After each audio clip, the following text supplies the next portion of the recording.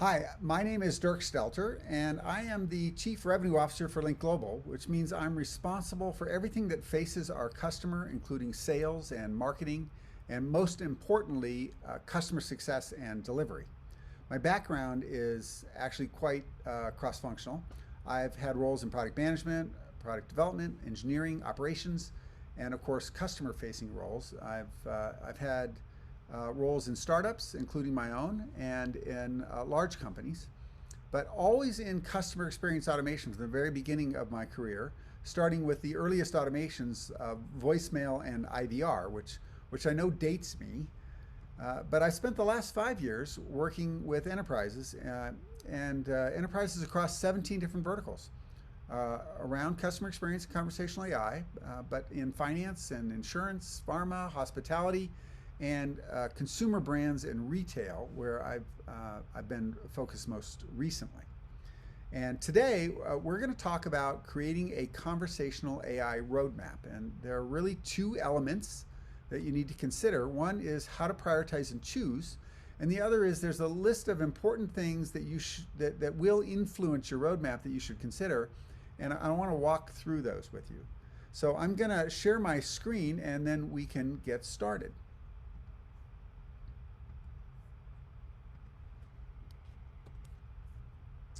Cool. So the first and most important element of defining a roadmap is prioritization. And a great tool for this is a Pareto chart, which is a simple bar chart, tallest bar on the left, shortest bar on the right. Volume is on the vertical axis, and transaction type is on the horizontal axis. It's very common in contact centers, so if you've ever worked in a contact center, you've worked with one of these. And what you see here is actually an actual enterprise's contact center profile. This is just their contact center. They've got 75,000 automated resolutions, and the savings for each resolution is $2.87. And so it's $215,000 a month when you do the math of hard savings, which is pretty significant. Now, you could be looking at something that's very different, like an internal application, workflow automation, or making a transaction happen for an employee. And I've spent a decent amount of my time in this area in internal applications, but today I'm going to focus on external interactions with consumers because that's really where the volume is. So what is your Pareto chart? Of course, the Pareto chart that you produce depends on your goals. So it could be increased engagement, more sales, lower cost in the contact center, best-in-class customer experience. The good news is, no matter what your goals are, you can lower cost and increase satisfaction at the same time, which is something we couldn't do before. It used to be an inverse relationship. Now they're tied. You can do both. So when building your chart, don't forget the interactions that don't make it into the contact center. In the retail and brand space, for example, 60% of conversations end up being pre-purchase, most of which would never have reached the contact center. So when you put your Pareto chart together, don't just put a contact center Pareto chart together, put a contact Pareto chart together, something that covers the broad range of what customers do with you. You may not have all this information until you actually get them into a conversation, but you need to take a shot at it when you start. So to figure out what goes on your Pareto chart, consider something simple, just about value. And you don't need complicated spreadsheets. A simple prioritization based on how much automation saves you, multiplied times the volume of it, so is it high volume or low volume, creates four quadrants. And the first one is a definite yes, right? It's high transaction savings, high volume, definitely going to go on your chart. I found that high volume usually trumps transaction savings. So if you have high volume, it's most likely, even if you've got lower transaction savings, it's going to end up going on your chart. But don't count out low transactions volume with high transaction savings, because I've seen a lot of this in sectors like the financial services vertical, where the cost of an interaction is otherwise quite high. And so even if the volume's low, you can still do well. And think, $30 or $100 in savings, which can really make a difference. But if you've got low volume and low transaction savings, it's unlikely or it's going to be a very low priority, and you're going to be able to fill your chart with the other 3 items, so I wouldn't spend time there. So if you're going to build a roadmap for automated conversations, you need to make it matter. And the biggest impact I've seen on customer experience and for results is the difference between redirection and resolution. Your conversations shouldn't tell customers where to go or how to resolve the inquiry. They need to actually resolve the inquiry immediately in real time in the chat. You need to get it done. And if you haven't looked at technology for a while, to build an appropriate roadmap, you really need to do it because things have changed. It's more powerful, and today's technology can produce consumer-driven conversations, consumer-directed conversations. Instead of fixed dialogue flows that you used to have to build, now the consumer can come in and start the conversation, and the dialogue is adaptively created based on where the customer comes in and what the system knows. So you don't need to anticipate every permutation of your customer's interactions anymore. The software can do that for you. And today, context is not just understood, but it can be inferred. And memory can be maintained over entire interactions or even between interactions. So when you look at inference, think of things like time or the name of a product or the combination of the two inferring an order number, or the use of a term in an apparel company, for example, referring to a specific gender, so you can show a particular type of clothing. So there's hundreds of different ways that you can infer things, and you get to make those choices, and it also makes the conversation for the consumer much more seamless. And all of this is done above the dialogue in the AI level in software, so you don't need to build a dialogue flow to get it. And as a result, your customers get an adaptable and individualized conversation that resolves their inquiry inside the conversation and in real time. So this means you should set bold, strong objectives. In the last 5 years, the only failures that I've seen are from not thinking big enough, because the enterprise thought that what they were doing was impossible or it was too high risk, so they picked something of little value on their first try, and it didn't succeed, and then or create enough value, so it stalled everything after that. So it delays everything. So go in. The technology allows you to go in and actually do something that's going to create great results right out the chute. So you should set bold objectives. And as you lay out your roadmap, look to avoid weak results by skipping these mistakes. So the first one here on the left side is thinking chat is like a website FAQ. It's not about FAQs or knowledge bases. It's not that customers don't ask broad questions. You need to be able to answer them, but in a chat, your answer can't be so long, especially on channels like voice assistants. So if you're serving multiple channels, an answer like this, I mean, absolutely wouldn't work on a voice assistant. It's also already too long for chat. And customers rarely ask questions for the fun of it. They're actually trying to do something. So it's best to lead them to a transaction that they likely want to do, and frankly, to their transaction. And customers literally want you to just answer the question they asked. And in this example, the customer asked a very specific question about returning something they bought yesterday, and instead they get 3 generic questions about return policy. Not going to lead to a satisfied customer. Redirects may be simpler. We talked about redirects versus resolution earlier, but this is an example where you see this happening, and you may even think it's quicker for the consumer, but you can and should deliver more, and your customers expect it. And here the system doesn't even understand the inquiry with confidence, so we're going to ignore that for the moment. But it offers multiple links, which either give general answers or redirect the customer to a web page instead of resolving the customer's inquiry in the chat in real time. I actually want to speak a little bit about the cost of redirections. Right, you lose pretty big on a redirection because you don't actually know if they went to where they redirected and completed the task, and it's difficult to correlate the data and it costs significant time and money to do that and resource. So it's a big loss because you lose information and that you would have otherwise gotten if you kept them inside the structured environment of the chat. You would get structured data that you can use to analyze what's going on. But in the case of a redirect, it's like, what if they want to do something else? It's higher friction for them to even get back and continue the conversation, and it's certainly not really possible for them to make a turn into a different subject. And the conversation should always know the customer. You can create individualized conversations, and a chat should know the customer. So this chat should have known the customer. It should know the customer's orders, and it should be able to infer the order number. You should really look to reduce customer friction, not create more.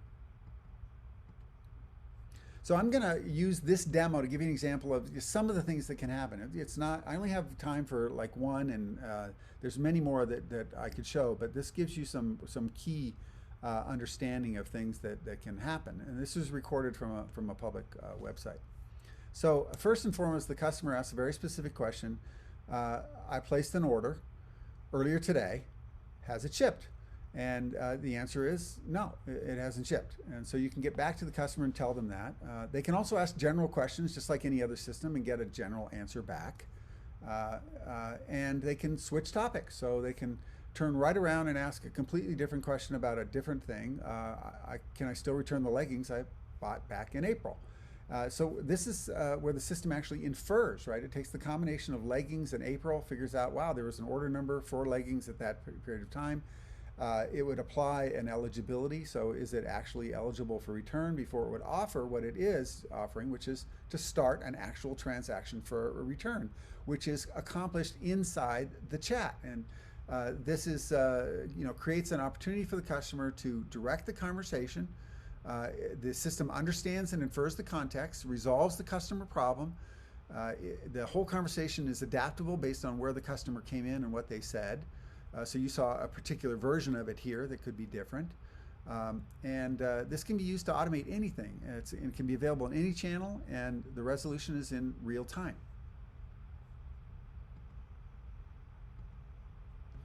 So let's talk about these examples in the retail and brand space. Let's just give you an understanding of high fidelity, pre-built, packaged, configurable, and extensible digital workers, right? So the benefit here of this method is that you don't spend months building fixed dialogue flows. Instead of trying to anticipate just some of your customers' approaches to inquiries, you get an AI-driven dialogue that handles all the permutations. So it's way lower lift on your part for a much higher fidelity, much more intuitive conversation. And digital workers get turned on with your specific information, not built. And as a result, you get high fidelity, adaptable conversations that are much more pleasing to your customer. Now, we all know that KPIs and measures of success are important, and you have to set these to know you're on track and when you're successful. But the most important thing to keep in mind about conversational roadmap is that it's a long-term commitment. Until you actually engage your users in automated conversations, you don't know what they want to talk about. So you need analytics to be listening to your customers and reacting to their shifting needs. And we're not talking here about analytics on intents or on utterances. We're talking about intents, right? So, and I'll cover that in a moment. But I also want you to consider that things happen in a very unanticipated manner. So no one that I know of properly anticipated the pandemic. And in retail, for example, they suddenly needed to come up with new pickup and delivery methods. They had static store hours that suddenly became dynamic. Research online suddenly became uber important. And digital overall across virtually every vertical has become much more important. And by most accounts, that's not going to go backwards. So just like your company's website, your conversations are going to change, and you need to be listening with analytics. And the systems today allow you to simplify this. They speak, as I mentioned earlier, in intents, not just in utterances that you need to manually convert to an intent, but Because these systems know hundreds of intents, they can automatically do that for you. And you can also drill down to subcategories. You can adjust dates, and of course you can do all of this to be laid out as trends. They can also sense sentiment. So you know your customer's experience in the conversation, and you can analyze the sentiment by intent. And so that's it's a very powerful way to understand how customers feel about the conversation, good, bad, or indifferent. So for the best roadmap, though, you got to think people. I have never met an automation that was complete without them.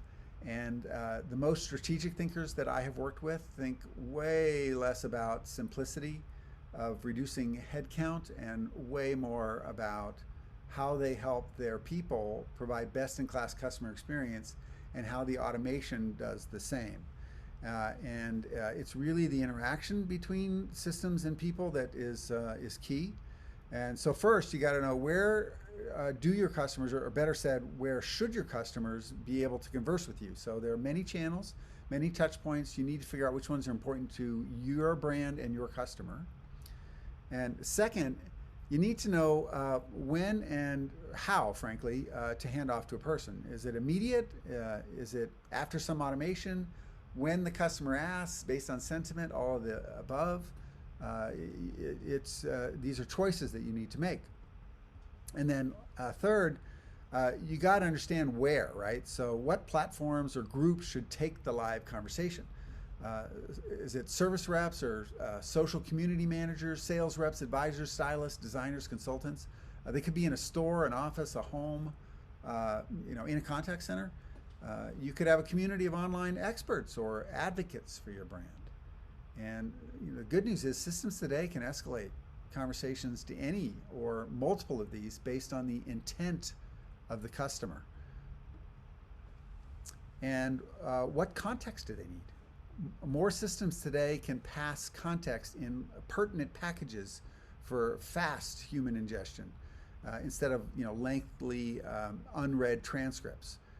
So when the person actually receives the contact, they can immediately be empathetic, which is highly desired by customers.